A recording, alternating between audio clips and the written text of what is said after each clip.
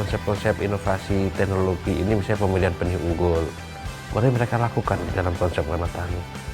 Agroforestry tidak akan kalah bersaing dengan tanaman yang ditekuni, yang disenangi oleh masyarakat. Petani penghasilannya juga sangat bagus, dan yang saya rasakan juga bisa menghidupi anak istri saya.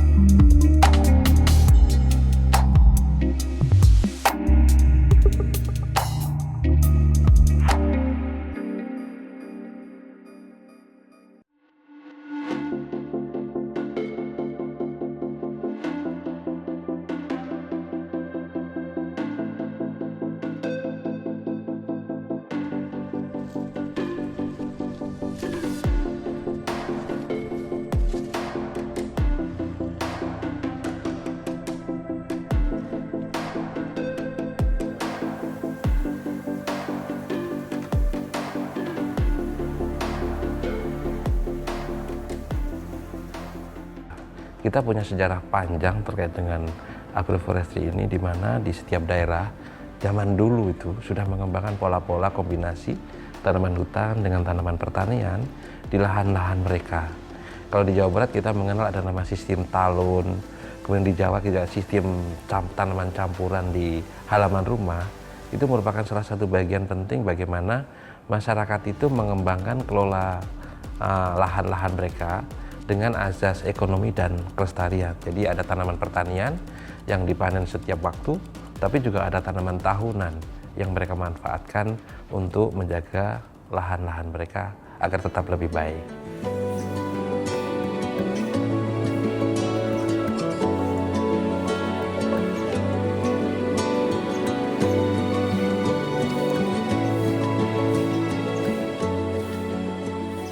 Program perhutanan sosial ini merupakan salah satu program strategis nasional. Kita memberikan akses kelola kepada masyarakat untuk memanfaatkan hutan. Jadi masyarakat bisa mengembangkan akses kelola ini untuk budidaya di dalam tegakan. Misalnya mereka memanfaatkan kawasan ini dengan menanam tanaman pertanian dengan kombinasi tanaman-tanaman kehutanan.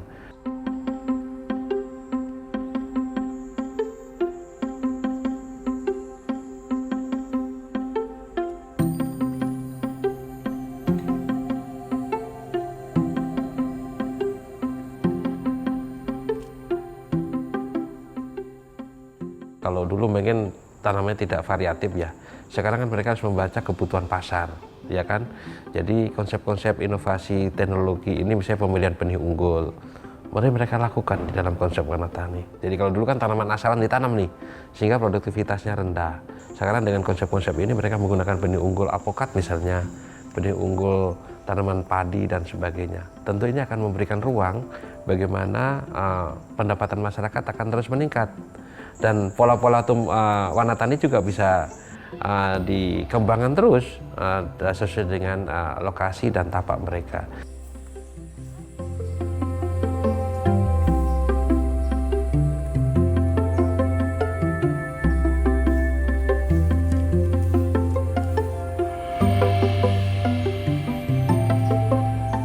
Saya kira kita akan kuatkan di konsep regulasinya.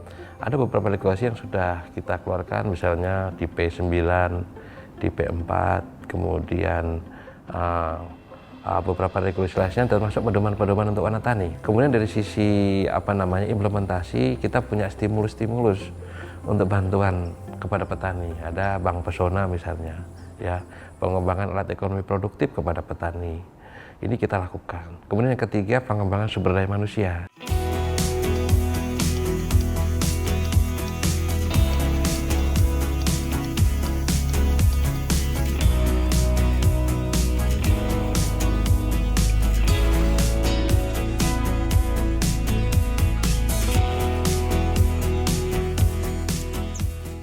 Jadi ada kriteria-kriteria, namanya adalah unsur dari kesesuaian lahan, Mbak, begitu. Nah, yang kedua tadi pertama produktivitas, yang kedua adalah sustainabilitas. Dalam agroforestry ada sustainabilitas. Artinya apa? ketika dipadukan, dicampurkan ada tanaman pertanian dan kehutanan, itu harus dua-duanya saling menguntungkan, gitu ya. Jangan sampai saling mematikan. Nah, ketiga adalah adaptabilitas. Jadi teknologi agroforestry harus dapat mudah bagi masyarakat.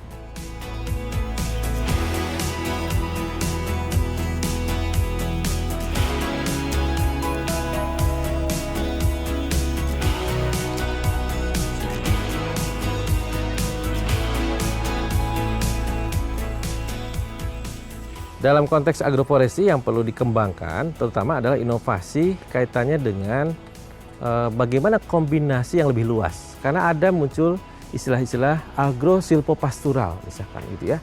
Itu apa? Model integrasi antara kehutanan, pertanian, dan peternakan di situ. Jadi ada ternak di kawasan hutan.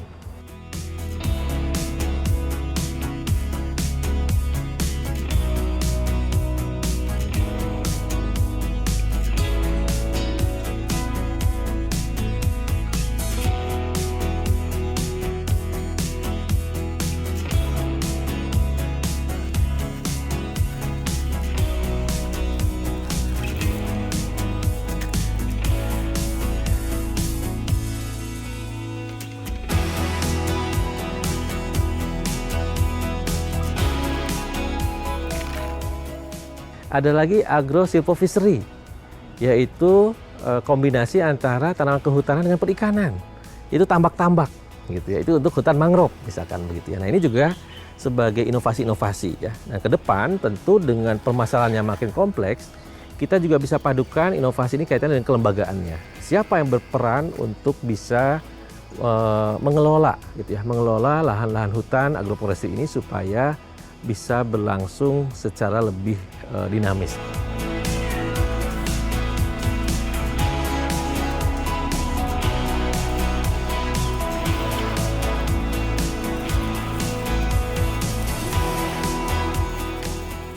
Perlu ada klaster-klaster pemanfaatan agroforestry yang terintegrasi. Itulah perlu dibangun kelompok-kelompok masyarakat. Dengan berkelompok, maka akan banyak inisiatif-inisiatif yang bisa kita kembangkan. Salah satunya adalah integrasi produk, integrasi saluran pemasaran, dan juga integrasi dalam memproduksi.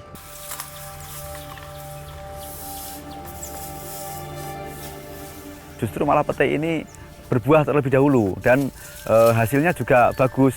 Ya, alhamdulillah juga pasar juga menyerap dengan baik, mengirim komoditas pangan ke Jepang.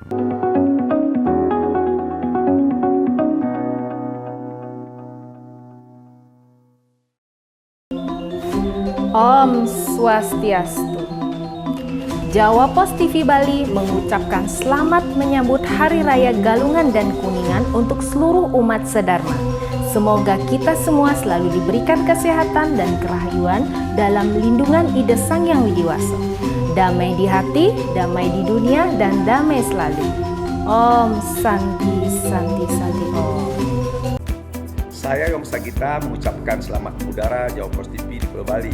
Semoga Jawa Pos TV dapat memberikan tambahan informasi dan hiburan untuk masyarakat Bali. Jaya terus Jawa Pos TV.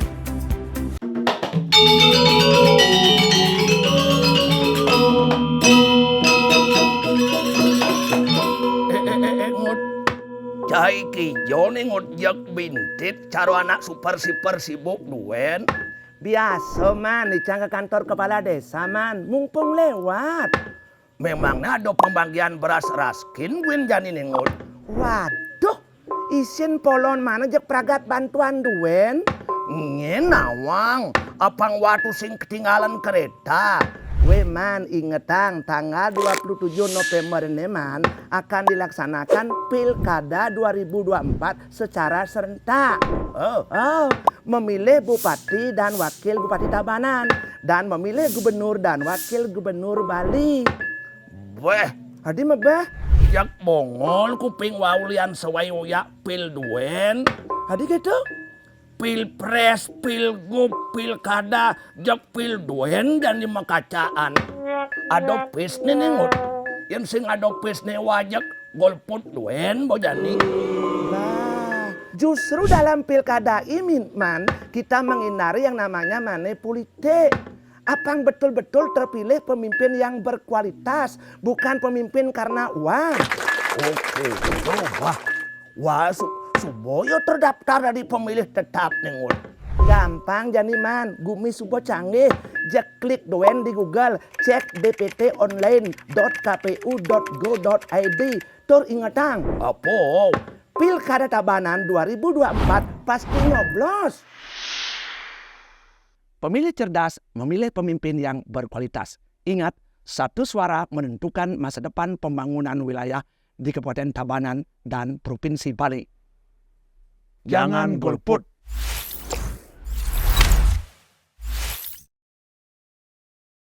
Kalau kita tanya bahwa pembentukan remaja tangguh itu bersih ada jawabannya. Kondisi ini bisa dikatakan hampir menyeluruh ya. Belum.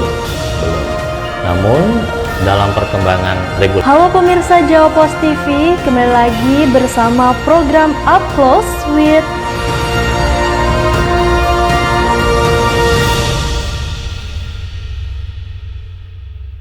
Oke, saya Imade Bololot mengucapkan selamat mengudaranya Jawa Post TV di Bali. Semoga Jawa Post TV bisa memberikan tambahan informasi yang lebih akurat dan segala bentuk macam pemberitaan yang kita butuhkan. Oke, selamat, jaya selalu Jawa Post TV. Diakuinya Candi Borobudur sebagai situs warisan budaya dunia oleh UNESCO menjadi poin penting. Penyelenggara pemilu juga menjadi sorotan, terutama untuk memastikan kepercayaan masyarakat terhadap bisa kita interpretasikan sebagai adegan bela diri yang saling menjadi. Ini yang menjadikan berbeda. Artinya ketika kita mendidik anak-anak,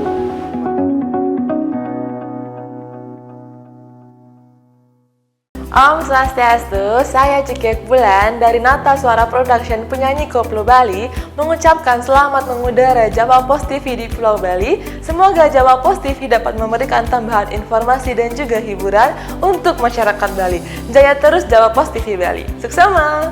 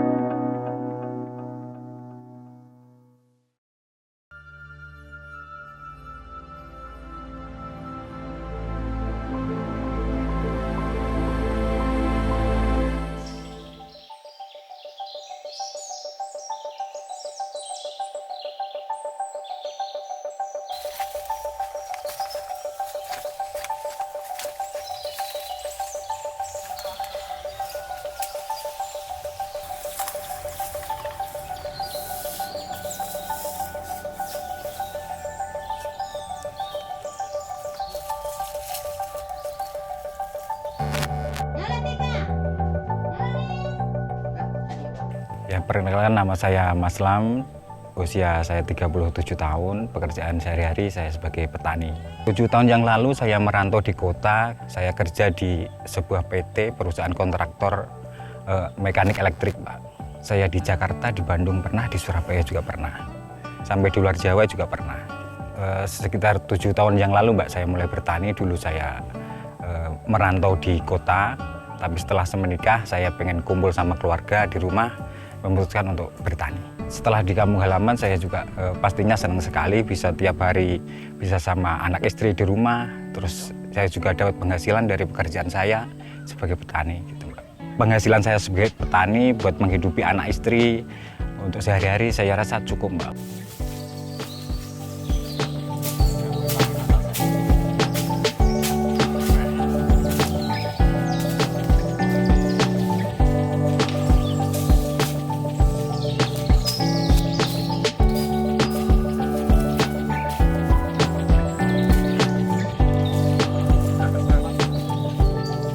Di sini saya menanam selain palawija, saya juga menanam pohon buah-buahan termasuk nangka, pete. Sebagian saya juga nanam apokat sama mangga. Saya menanam nangka karena nangka itu tidak kenal musim, Mbak. Nilai ekonominya juga tinggi, gitu. Termasuk pete kayak gitu. Kalau pete gitu kan ada sebagian juga yang tidak musiman, jadi untuk kebutuhan sehari bisa nutup, Mbak, kalau itu. Menjadi kendala petani karena struktur tanah kami di sini itu kan pegunungan, jadi kalau akses airnya itu susah untuk perawatan kalau musim kemarau. Petani penghasilannya juga sangat bagus dan yang saya rasakan juga bisa menghidupi anak istri saya buat sehari-hari, dan saya kira juga masih ada lebihnya.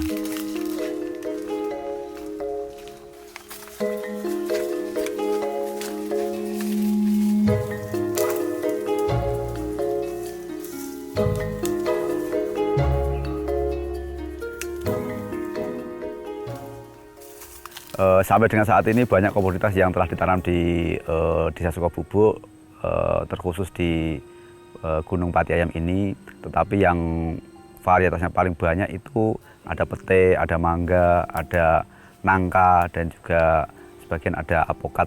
Saat ini pete yang paling banyak, ada sekitar 25.000 pohon yang sudah tertanam untuk pete ini, tapi yang sudah berbuah sekitar 10 ribuan lebih.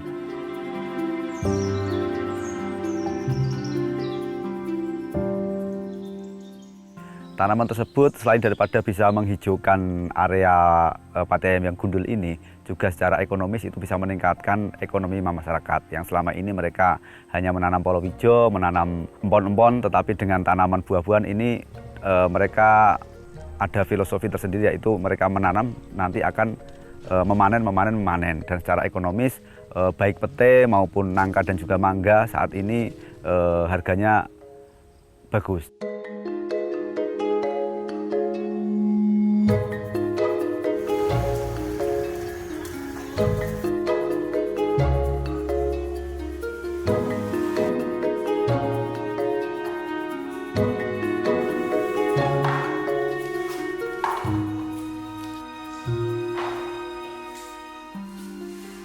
Justru malah pete ini berbuah terlebih dahulu dan hasilnya juga bagus. Ya, alhamdulillah juga pasar juga menyerap dengan baik. Kami sebagai pengurus kelompok itu mencarikan relasi atau buyer-buyer yang bisa menyerap pete kami, mengirim komoditas pangan ke Jepang. Kami sepakat untuk membuat produk yang sesuai diharapkan dari buyer yang mengekspor pete tersebut ke Jepang. Kuantitasnya akan ditambah permintaan dari Jepang ini, yang awalnya hanya 3 kintal pete kupas, ini ada permintaan 1 ton.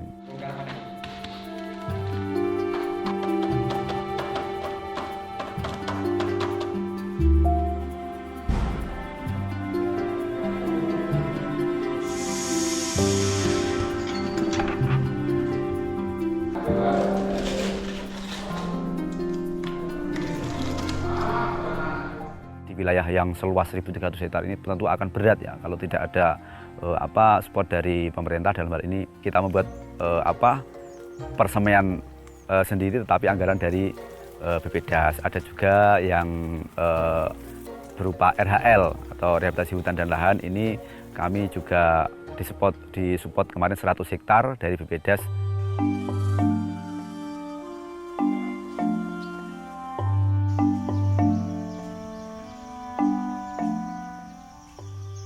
Jadi kalau dari kegiatan KBR kita memberikan paket bantuan, ini 25 hektar untuk setiap kebun bibit rakyat yang bibitnya sebanyak 35.000 batang. Nah, kalau bibit persemaian permanen ini masyarakat meminta, kemudian kita bagi bibitnya, kita kasih berupa bibit. Bedanya itu ya, kalau KBR tadi mereka kita edukasi untuk bisa membuat bibit. Kalau ke sini mereka tinggal minta, tapi tidak boleh dari KBR meminta ke sini, kan sudah ada anggarannya sendiri.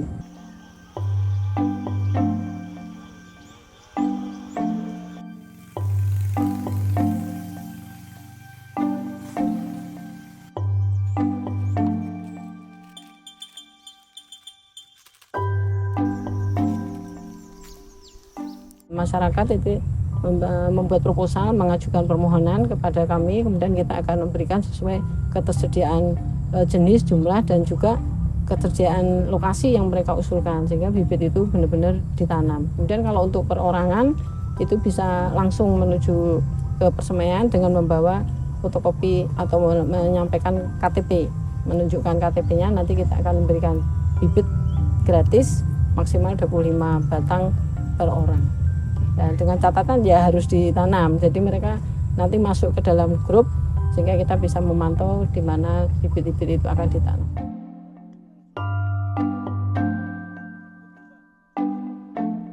Lebih saya piara mente daripada piara jagung.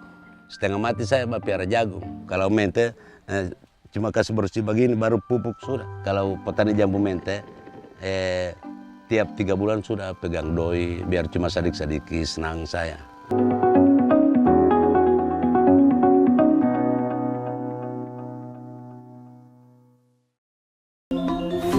Om Swastiastu.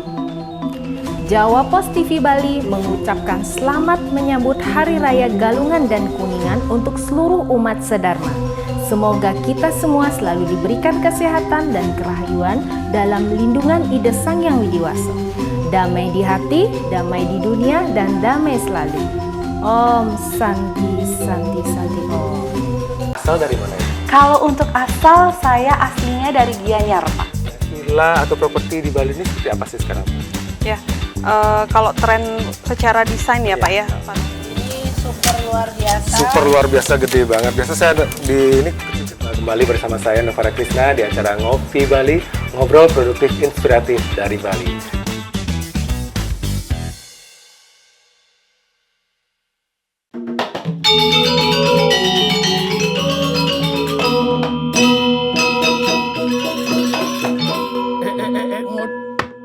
Iki jone ngojek bintit caro anak super sibuk duen. Biasa man, dicang ke kantor kepala desa man, mumpung lewat. Memangnya ada pembagian beras raskin win jani nengot. Waduh, isin polon mana jek pragat bantuan duen? Ngenawang, apang waktu sing ketinggalan kereta. We man, ingetang tanggal 27 November ini man akan dilaksanakan Pilkada 2024 secara serentak. Memilih Bupati dan Wakil Bupati Tabanan dan memilih Gubernur dan Wakil Gubernur Bali. Weh, hadi mebeh. Jak bongol kuping waulian sewayuya pil duen. Hadi gitu? Pilpres, pilgub, pilkada, jak pil duen dan lima kacaan. Adopis nih nengut. Yang sing adopis nih wajak golput duen bojani. Nah, justru dalam pilkada ini man kita menghindari yang namanya politik. Apang betul-betul terpilih pemimpin yang berkualitas, bukan pemimpin karena uang. Oke, wah, Suboyo terdaftar dari pemilih tetap nengut. Gampang jani man, gumi subo canggih. Jak klik doen di Google, cek dptonline.kpu.go.id. Tur ingetang. Apa? Pilkada Tabanan 2024 pasti nyoblos. Pemilih cerdas memilih pemimpin yang berkualitas. Ingat, satu suara menentukan masa depan pembangunan wilayah di Kabupaten Tabanan dan Provinsi Bali. Jangan golput.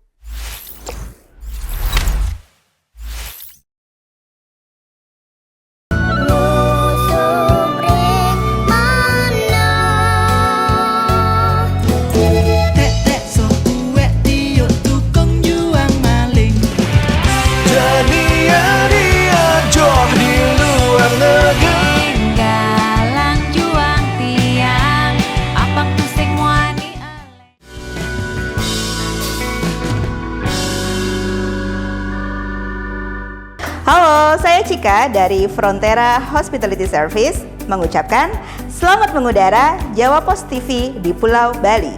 Semoga Jawa Pos TV dapat memberikan tambahan informasi dan hiburan untuk masyarakat Bali. Jaya terus Jawa Pos TV Bali. Diakuinya Candi Borobudur sebagai situs warisan budaya dunia oleh UNESCO menjadi poin penting. Penyelenggara pemilu juga menjadi sorotan, terutama untuk memastikan kepercayaan masyarakat terhadap Bisa kita interpretasikan sebagai adegan bela diri yang saling menjadi. Ini yang menjadikan berbeda. Artinya ketika kita mendidik anak-anak,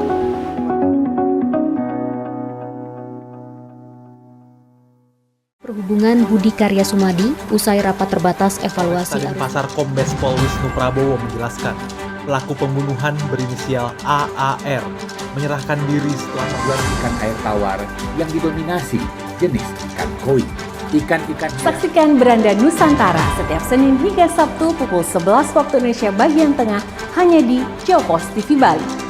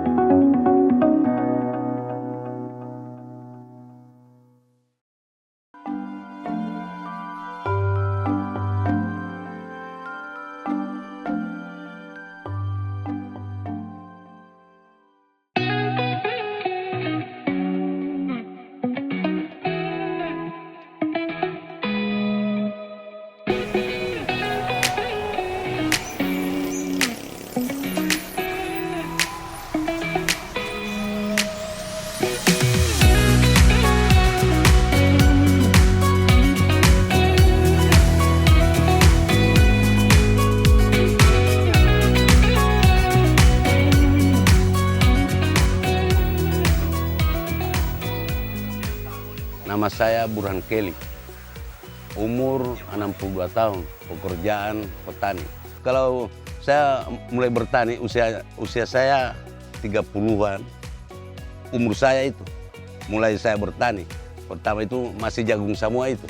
Saya mulai nanam jambu mente dari tahun 2020 akhir 2021 serentak itu.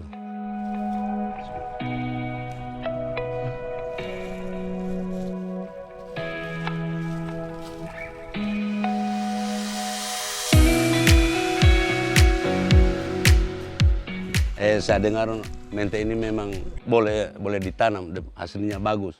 Nah, baru ada dari pihak Bappedas dan kehutanan sudah ada bibit dorang sediakan itu. Terima kasih banyak atas bantuan dari Bappedas untuk KPH sudah membantu kami untuk tanam mente. Lebih saya piara mente daripada piara jagung. Setengah mati saya piara jagung. Kalau mente cuma kasih bersih begini baru pupuk sudah. Saya sampai senang itu jadi petani. Kalau petani jambu mente tiap 3 bulan sudah pegang doi biar cuma sedikit senang saya. Ada sudah ada untuk ongkos tiap hari untuk makan di rumah.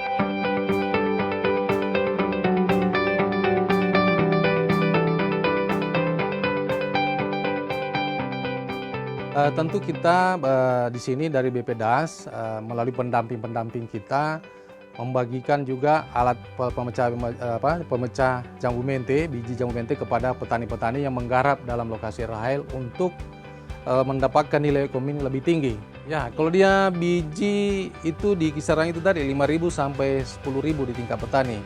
Tapi bervariasi juga, bahkan di Kabupaten Pohuwato di minggu lalu kami ke sana itu bahkan sampai 14.000. Itu bergantung juga pembelinya dengan kualitas jambu mente itu sendiri. Jika kalau dia utuh, bundar, bagus, berisi, pokoknya super lah kualitasnya, itu harganya bisa mencapai 150.000 di Gorontalo.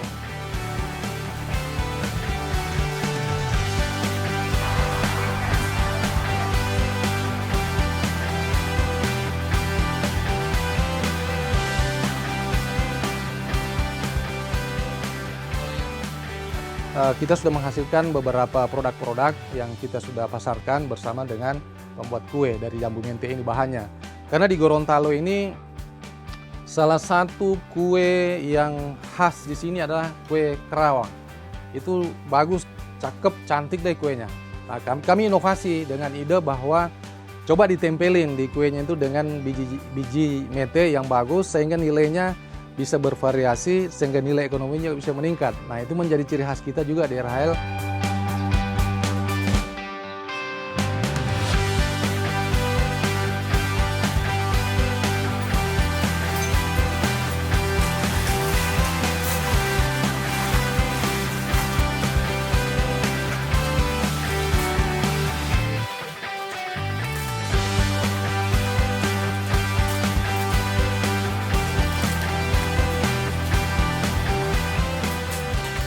Nah, inovasi kita lakukan adalah kolaborasi antara Dinas Lingkungan Hidup, KPH dengan BPDAS, memikirkan kemudian kita mengambil suatu keputusan bahwa kita perlu mengembangkan pola agroforestry supaya unggulan petani juga ini bersama pemerintah daerah untuk pengembangan jagung bisa berbarengan dengan regulasi hutan dan lahan, sehingga kita tetapkan sepakati pola tanaman agroforestry.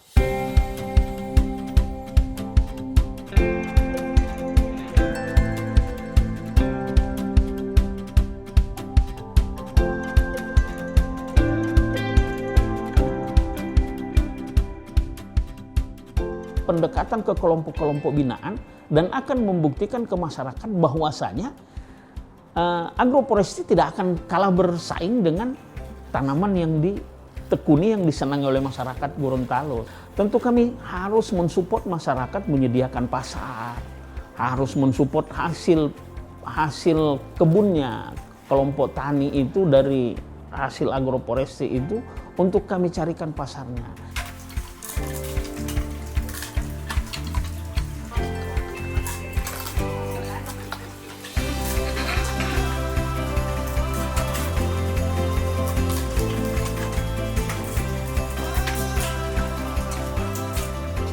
Kenapa harus agroforestry ini yang kita kawal, yang kita apa? Karena ada beberapa manfaat yang kita dapatkan. Di samping ekonomi, ekonomi masyarakat akan kena dampaknya, kualitas lingkungan hidup pun akan berubah. Karena lahan-lahan kritis yang di Provinsi Gorontalo angkanya masih cukup tinggi, dengan adanya ketertarikan agroforestry. Jadi kalau ada yang melihat yang udah berhasil, semua pasti berlomba untuk sana. Nah, itu target yang kami.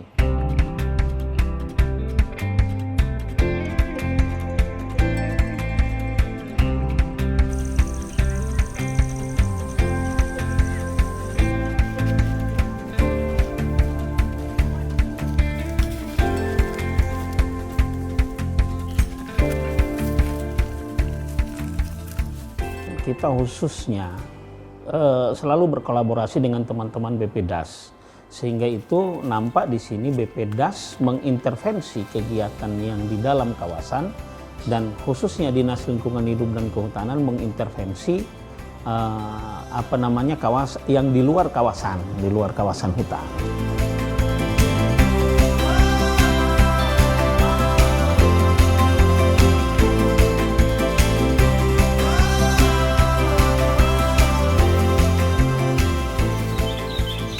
Mulai tahun 2022-23 sampai sekarang, ini semua kegiatan RHL bibit ini berasal dari persemaian permanen. Selain itu juga, selain untuk kegiatan RHL, bibit-bibit persemaian kami pun dibagikan secara gratis kepada masyarakat yang membutuhkan di sini.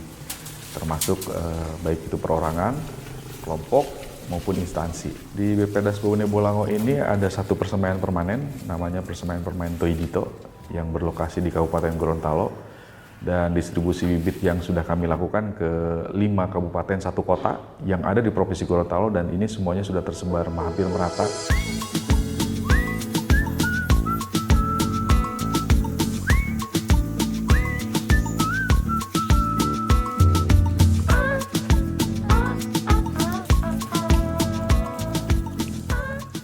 Mayoritas di kegiatan RHL kita itu buah-buahan, Bu. Jadi hampir, karena mungkin mereka menganggap buah-buahan lebih memberikan manfaat jangka menengah dan juga jangka panjang nantinya. Dan kami kombinasikan dengan kayu-kayuan. Nah, kayu-kayuan ini mungkin sebagai fungsi ekologis dan juga fungsi penahan erosi dan sedimentasi, termasuk yang tanaman buah-buahan itu sendiri. Tapi mayoritas Dominan minat mereka ke buah-buahan. Jadi RHL itu pasti akan memberikan manfaat secara ekonomi, ekologis, dan juga ekonominya.